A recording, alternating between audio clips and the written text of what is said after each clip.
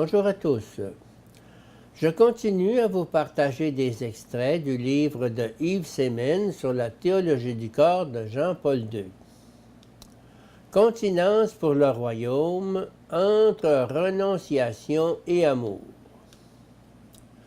Le royaume des cieux signifie le royaume de Dieu que le Christ a prêché dans son accomplissement final, c'est-à-dire eschatologique.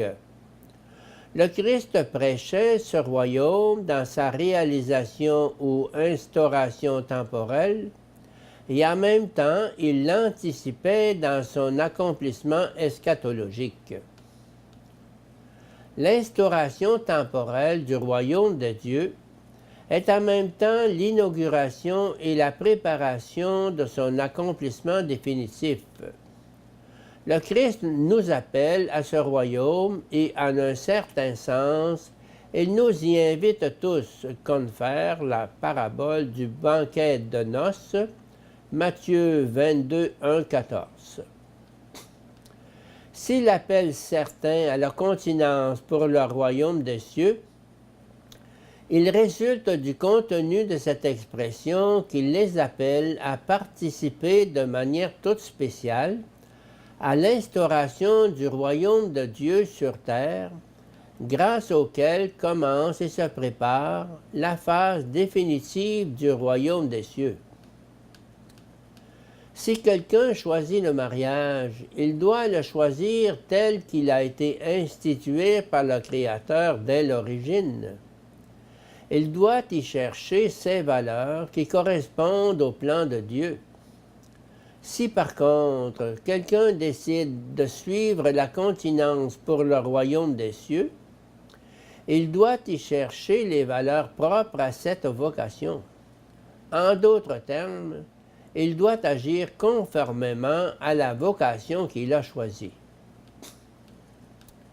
Il n'y a pas de doute que le Christ fait son appel à la continence dans la perspective de l'autre monde, mais dans cet appel, il met l'accent sur tout ce qui exprime le réalisme temporel de la décision d'une telle continence, une décision liée à la volonté de participer à l'œuvre rédemptrice du Christ. Indubitablement, à travers tout cela, à travers le sérieux et la profondeur de la décision, à travers la sévérité et la responsabilité que celle-ci comporte, ce qui ressort et rayonne est l'amour. L'amour comme disponibilité au don exclusif de soi pour le royaume de Dieu.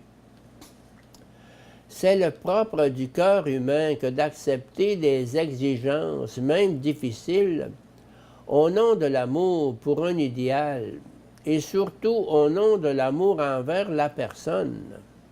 L'amour est en effet, par sa nature même, orienté vers la personne. Et c'est pourquoi, dans cet appel à la continence pour le royaume des cieux, ce sont d'abord les disciples eux-mêmes, puis toute la tradition vivante de l'Église, qui ont rapidement découvert l'amour qui se réfère au Christ lui-même comme époux de l'Église, époux des âmes, auquel il s'est donné lui-même jusqu'au bout dans le mystère de sa Pâque et de l'Eucharistie.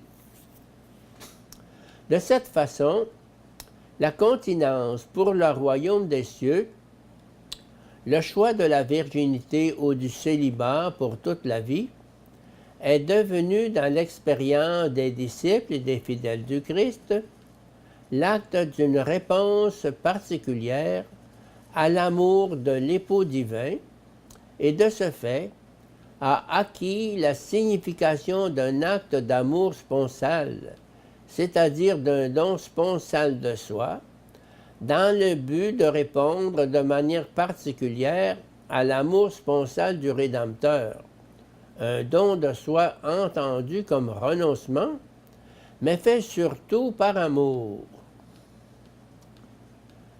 La signification sponsale du corps comme fondement de l'appel du Christ à la continence.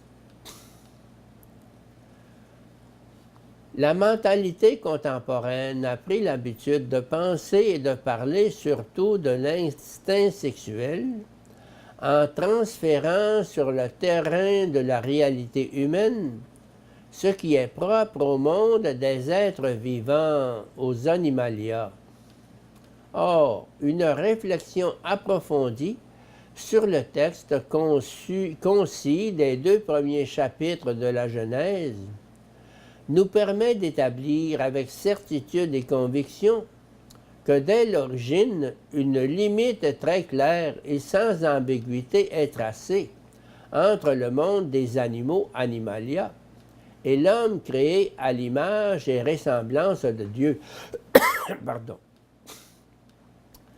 La particularité de l'homme en comparaison de tout le monde des êtres vivants, animalia, n'est pas telle que l'homme, entendu du point de vue de l'espèce, ne puisse être fondamentalement qualifié lui aussi comme animal, mais comme animal rationalé, animal raisonnable.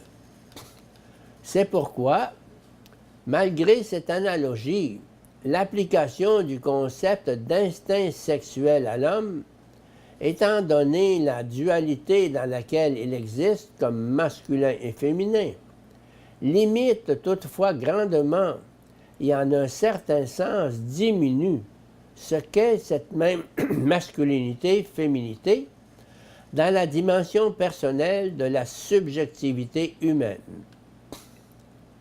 Cela limite et diminue également ce pourquoi l'un et l'autre, l'homme et la femme, s'unissent de telle sorte qu'ils deviennent une seule chair. Genèse 2, 24. À la base de l'appel du Christ à la continence, il n'y a pas seulement l'instinct sexuel comme catégorie, dirais-je, d'une nécessité naturaliste, mais aussi la conscience de la liberté du don, qui est organiquement liée à la profonde et mûre conscience de la signification sponsale du corps, dans toute la structure de la subjectivité personnelle de l'homme et de la femme. Les paroles du Christ en Matthieu 19, 11, 12 montrent aussi que ce « pour » qui a été présent dès l'origine, à la base du mariage, peut également se trouver à la base de la continence pour le royaume des cieux. En s'appuyant sur la même disposition du sujet personnel, grâce à laquelle l'homme se trouve pleinement à travers un don sincère de soi, Confère Gaudium Espèce 24, l'homme, masculin et féminin, est capable de choisir le don personnel de soi, fait à une autre personne dans l'alliance conjugale, où tous deux deviennent une seule chair.